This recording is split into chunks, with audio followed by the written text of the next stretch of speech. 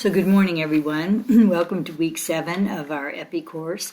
Hope you're doing fine. Really have had a very good discussion this week, both in our Zoom meeting. Unfortunately, not a lot of you attended that, but we really had a good discussion and talked in general about not only the reportable conditions that we were comparing and contrasting, but also the whole thing of surveillance and how acute surveillance, which we've talked about this week, is really the start of looking at an outbreak investigation. So it's kind of the first step.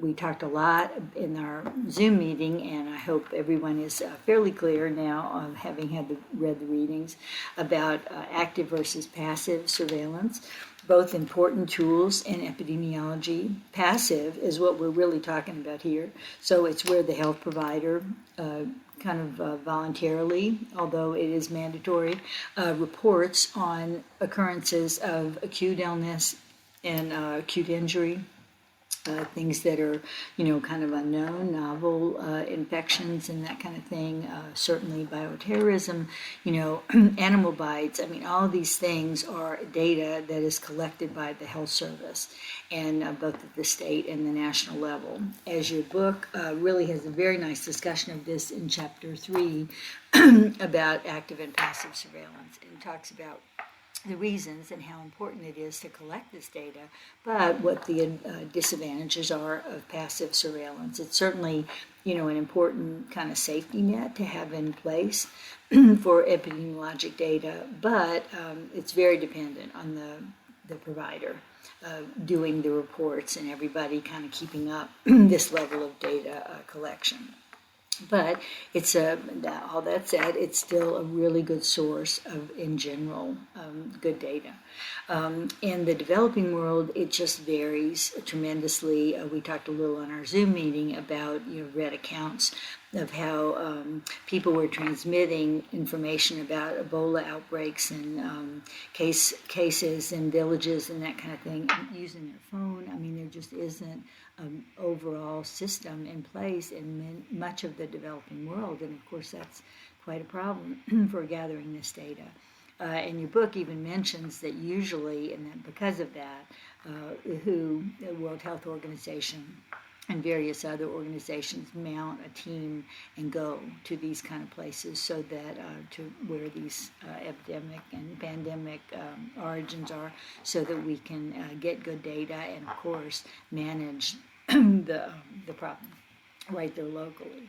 So we had a good Zoom meeting, and we talked about a couple of reportable things, but the online discussion has had also good reporting. So rabies has been discussed, measles, and certainly that is becoming more of an issue when we have the anti-vax sort of movement, and I'll say a couple more words about that. Chlamydia and the contrast in a couple of states about that. Q fever, really interesting. I had never heard of Q fever, I have to admit. And the importance, of course, when you're dealing with something that's not well known, to have a reporting mechanism and begin gathering this kind of data.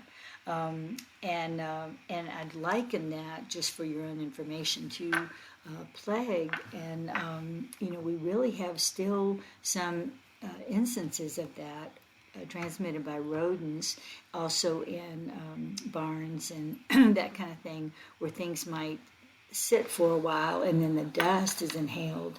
And there was even a case, I think about 2 years ago, of it wasn't bubonic plague, I'm blocking on the name, but there was even a case and the person died. So we still need to be very vigilant about all these kind of things. Pertussis was discussed, and we had a great discussion in our Zoom meeting about this, because one of my DNP students who has graduated did her project about this, and about giving the pertussis, the Tdap, during the pregnancy. And there certainly are established guidelines about doing this, but there's some pushback because, of course, women are so afraid of taking anything during pregnancy if they're not knowledgeable about pertussis. they aren't aware that the newborn won't have any immunity to that. The vaccine has changed appreciably over the last about 25 years, I think. So now the feeling is it's not as long lasting, and so during pregnancy people really do need that booster.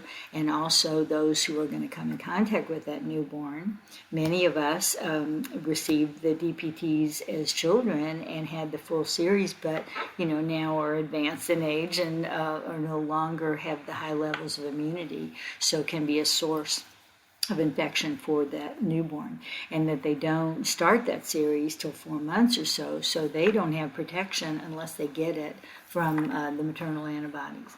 So that was a really interesting discussion, and pertussis is a very interesting disease, and that was something that this DNP project really addressed. They put a tickler system, they put a little drop-down menu, educated not only the provider staff but also the MAs who actually give immunizations in this particular practice, and made a change and increased the vaccination rate. So that was an example of something that could be done, and it really made a difference and was a manageable project.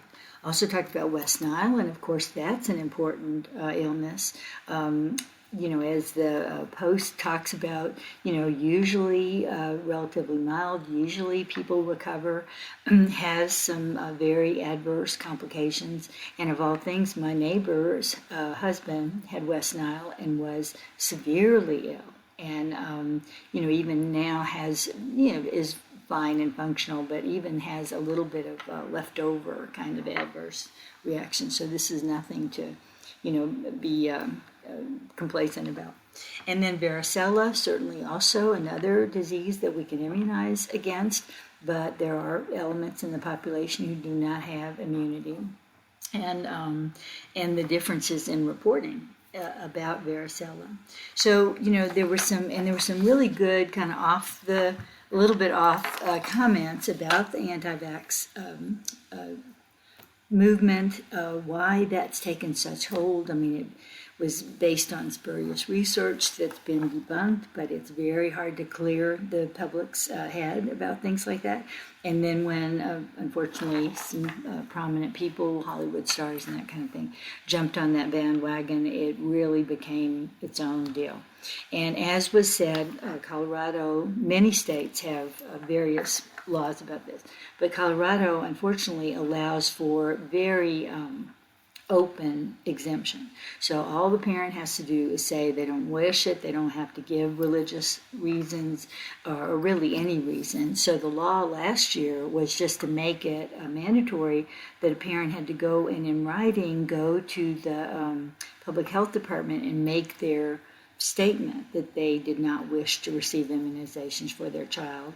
Make it just a little bit more of a process, thinking that if they did, parents would be less likely to choose that avenue unless they have very strong convictions about it. And the law failed, but it's going to be brought up again. So hopefully, I think one of the reasons that the governor opposed it was he thought it was a burden for people to have to travel. And with the idea of making healthcare less of an issue and less of a problem. But, my personal opinion is we need to make it as difficult as possible to opt out because, that way more people will be immunized. And then we had some good discussion about herd immunity. Now, herd immunity is really a little bit tricky because it varies for the disease, for the, the viability of the organism, the incubation period, all those things. So herd immunity is not a one-size thing. So 90% or so should be pretty good for a lot of things, but for some diseases it needs to be higher than that, and that just varies with the disease. So herd immunity is an extremely important concept, but it's not a one-size-fits-all.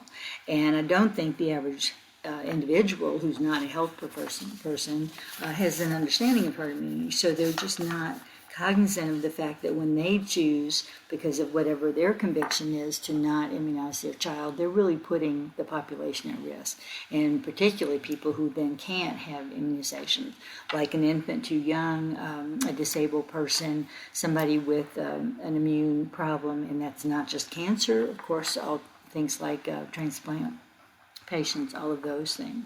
So that's an extremely important concept to be very aware of. It does vary some and it by disease, and it's certainly important that a very large proportion of the population is immunized to guarantee herd immunity. And then there was some real good discussion about why states differ. Why? I mean, states have that's the way our Constitution was set up. That states would have their rights and they would have their own areas of responsibility. So it's the federal doesn't trump the state in hardly any case. And so that's why licensing requirements are different. I mean, just, you name it. There are all kinds of state-related areas of difference. I would agree with comments that were made. It would be much better if we had a more uniform system. But we don't, and so states, hopefully, just like for the National State Board exam, many states have been able, in the compact, many states have been able to come together, make their requirements similar enough that they could agree. That would be a great thing if state health departments did that, but so far they have not. So we had a really good discussion. Heads up, the quiz will be this week, so we won't, it is week 7, so we won't have a discussion. The quiz will talk about surveillance and also data displays and statistical interpretation, that kind of thing that we had our discussion about in the last couple of weeks. Certainly rates, they'll always be on every quiz because incidence, prevalence, mortality, those kind of things are just really important to epidemiology. And you want to have a very good handle on them. And then the last thing that we will talk about is surveillance. So active and passive, and surveillance for acute disease and surveillance regarding chronic disease. And I know we haven't had a particular content discussion. I've posted several resources about chronic disease surveillance, and the CDC even has an arm that talks about chronic disease surveillance. And the discussion questions, 2 of them will focus much more on chronic surveillance because that's something that we have not had the opportunity to really explore. So you will in the quiz. So that's kind of heads up on that. Meanwhile, hope you're having a good week, and look forward to the quiz and no discussion. And then as we move on, take good care.